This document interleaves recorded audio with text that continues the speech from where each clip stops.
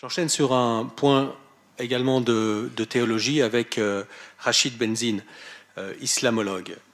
Monsieur Benzine, est-ce que le fait de travailler sur le Coran, ce qui est votre champ d'investigation, de travailler sur le Coran et les textes sacrés islamiques en général, est-ce que c'est péché ? La notion du péché étant chrétienne, donc je la laisse à mon ami Christian Delorme. Et je pense qu'en islam, c'est beaucoup plus d'abord la question de la faute. Maintenant, le travail qui peut être mené sur le Coran, c'est véritablement un travail d'histoire. Et nous avons un grand problème en ce qui concerne la première période de l'islam. Il y a un vrai déficit d'histoire. Alors je ne sais pas si vous êtes au courant de toutes les études coraniques et islamologiques.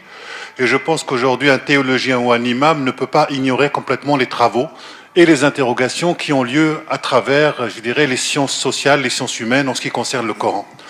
Ce déficit d'histoire se traduit que beaucoup de jeunes et de moins jeunes se projettent sur le texte et finissent par ne trouver que eux-mêmes, puisqu'ils n'y mettent que ce qu'ils sont. Et que la distance historique, elle est fondamentale, car comme je le dis souvent, faute d'histoire, on se raconte des histoires et ça finit par faire des histoires. C'est important de connaître cette idée de l'histoire et notamment pour essayer de comprendre comment ce que nous appelons l'objet islam, qui n'existe pas qu'historiquement, parce qu'on ne peut pas parler d'islam en général, sinon cela relève d'un fantasme.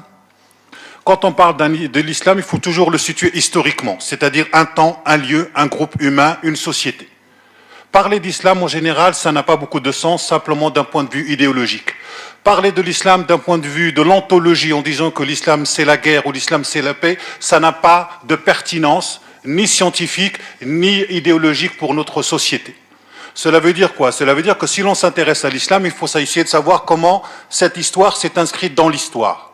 Et en même temps, si on veut étudier le Coran, il faut d'abord le déconnecter de tout ce qui vient après.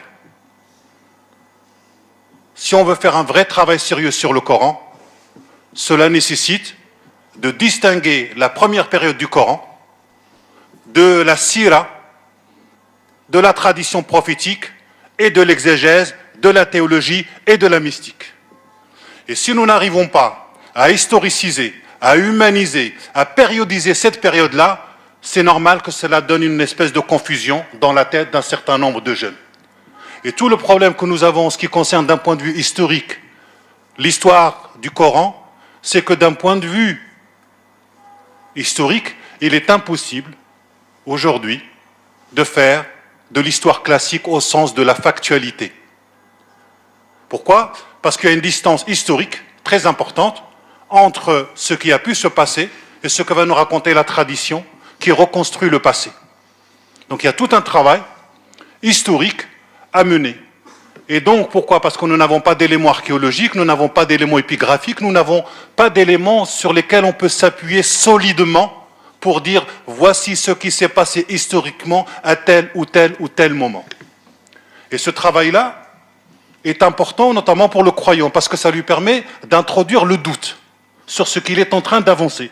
C'est pour ça qu'en histoire, on ne peut travailler que sur des hypothèses vraisemblables ou des situations anthropologiques vraisemblables.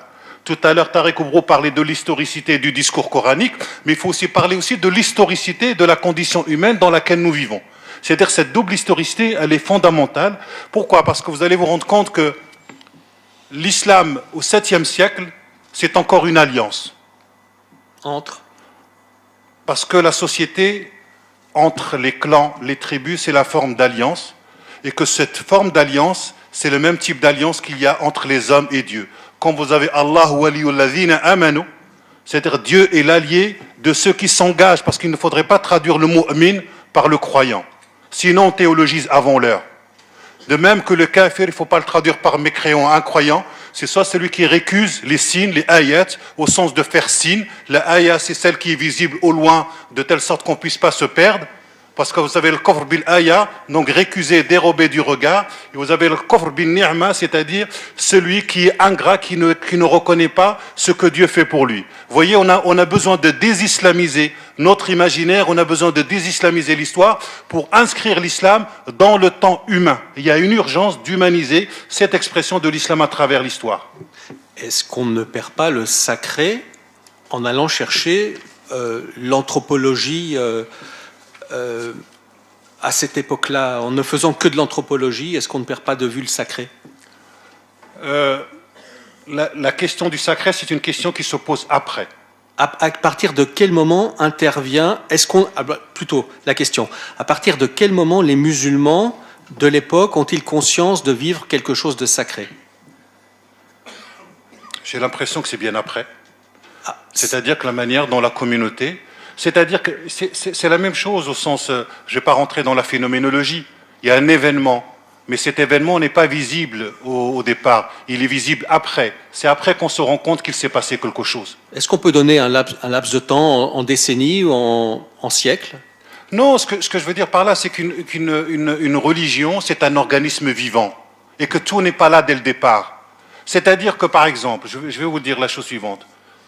Faire dépendre le Coran, à savoir si la théologie, c'est le Coran est incréé ou incréé, c'est appliquer aux catégories de pensée du 7e siècle, au Coran du 7e siècle, des questions qui ne se posent pas. Pourquoi? Parce que cette théologie-là, elle va s'élaborer au 9e ou 10e siècle en confrontation avec les chrétiens, et les chrétiens demandent aux musulmans de rendre compte de la prophétie et de la révélation. Là, on est dans les hadiths. On est dans la construction de l'islam en tant qu'histoire, puisque ce sont les Abbassides qui vont écrire l'histoire de l'islam, puisque la Sira est une commande politique des Abbassides. Il suffit de la lire pour savoir la manière dont elle traite les Omeyyades. Le hadith se met en place au 9e au 10e siècle. Le sunnisme se met en place au 9e et au 10e siècle. C'est important de le dire aux fidèles que leur religion se construit dans l'histoire, parce qu'en s'inscrivant dans l'histoire, eux-mêmes vont relativiser. C'est-à-dire qu'il y a une différence entre Dieu et ce que nous disons de Dieu. Il y a une différence entre Dieu, la parole de Dieu, et le texte. On n'est pas moins croyant en prenant conscience que le hadith est une production humaine. Oui, mais de toute façon, Dieu s'adresse aux hommes. Il n'y a pas de parole de Dieu en dehors de la parole humaine. C'est-à-dire que Dieu, ce qu'il est dans son essence, on n'y a pas accès. Nous avons accès à des représentations. C'est-à-dire que même la parole de Dieu, on n'y a pas accès. C'est-à-dire que le texte est la trace de la parole. Mais c'est énorme de comprendre que nous n'avons qu'une trace. Ça permet de ne pas chosifier la parole de Dieu. La parole, c'est un événement. Et aucun d'entre nous ne peut avoir une mainmise ni sur le texte, ni ce qui est Dieu. C'est-à-dire qu'entre Dieu et ce que nous avons, nous avons une représentation. C'est-à-dire qu'une parole humaine, c'est une représentation de Dieu inscrite dans le temps et dans la culture. Ça ne veut pas dire que pour autant que le texte n'est valable qu'à cette époque-là. Je ne dis pas ça. Je dis que le texte va voyager et le texte va avoir de nouvelles significations que les croyants et les communautés vont mettre en place, mais que nous ne pouvons pas rester dans des catégories mentales de pensée entre ce que nous appelons les croyants et les mécréants. Parce que lorsque vous allez notamment à la mosquée et que vous entendez ça, automatiquement vous créez des séparations entre le et le nous. C'est-à-dire qu'il y a véritablement tout un travail à mener de pédagogie et de spiritualisation de cet islam-là pour justement le déjuridiser quelque part, parce qu'aujourd'hui on a l'impression que l'islam ne produit que du juridique. Et ça, c'est à mon avis l'un des grands problèmes, parce que si on pense que la révélation est venue pour bouleverser l'aspect juridique de la société coranique, à mon avis, on se trompe complètement sur la situation de ce que signifie même la question de la révélation. Rachid, c'est ma dernière question, quel est, par rapport à vous-même, à votre intervention, quel est l'enjeu, j'allais dire même politique, de l'usage du hadith aujourd'hui, sachant que des personnes mal intentionnées en font usage?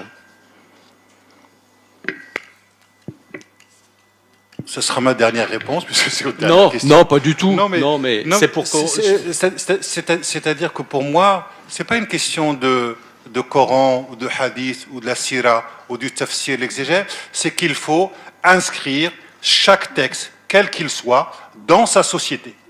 Et qu'on va se rendre compte que le hadith relève plus des enjeux et des questions du 8e et du 9e et du 10e siècle, beaucoup plus que du 7e.